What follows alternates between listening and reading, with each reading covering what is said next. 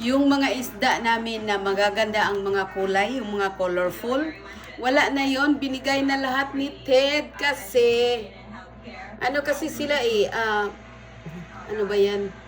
Sobrang mga makulit, parang ganun. Kung sa bata pa makulit. They move a lot. Kaya ayaw ni Ted ng ganun. Gusto niya yung peaceful lang ang tank.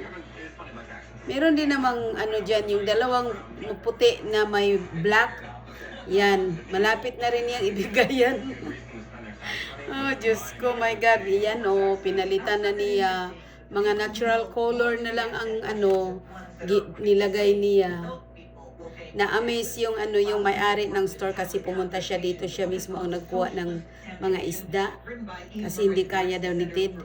So na-amaze siya kasi parang ayaw niyang, hindi siya makapaniwala na yung tank namin, yung fish tank namin ay sobrang linis.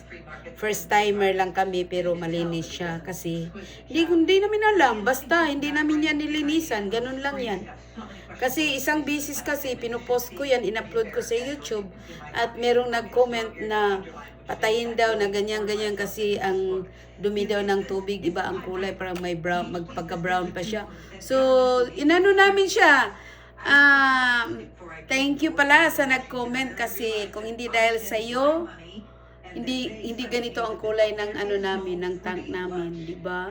Ang linis nga niya tingnan mo, puti-puti. Yan mo lang yung mga pasta kasi nilagay ko dyan. Ang dumi-dumi pa ng bahay namin. Ayan po. Sana po nagustuhan niyo po. Ano lang, natural lang ang fish pero nakaka-enjoy siya kasi hindi sila yung sobrang gumalaw ng sobra, yung malakas gagalaw pero hindi siya ganyan. Parang peaceful, peaceful talaga yung tank, 'di ba? Tingnan niyo. Ganun lang sila Merong naiwan, merong binili si Ted na bago, yan orange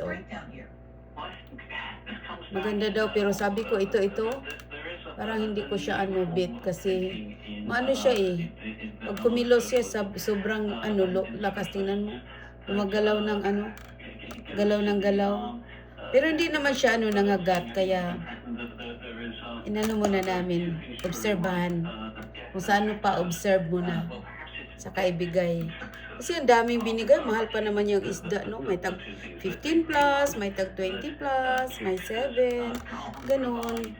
Ito medyo mura siguro kasi maliit naman siya. Maliit siguro, mas medyo mura. Diba? Ayan po. Yun lang po. Sana nagustuhan niyo po. Thank you for watching. Bye-bye.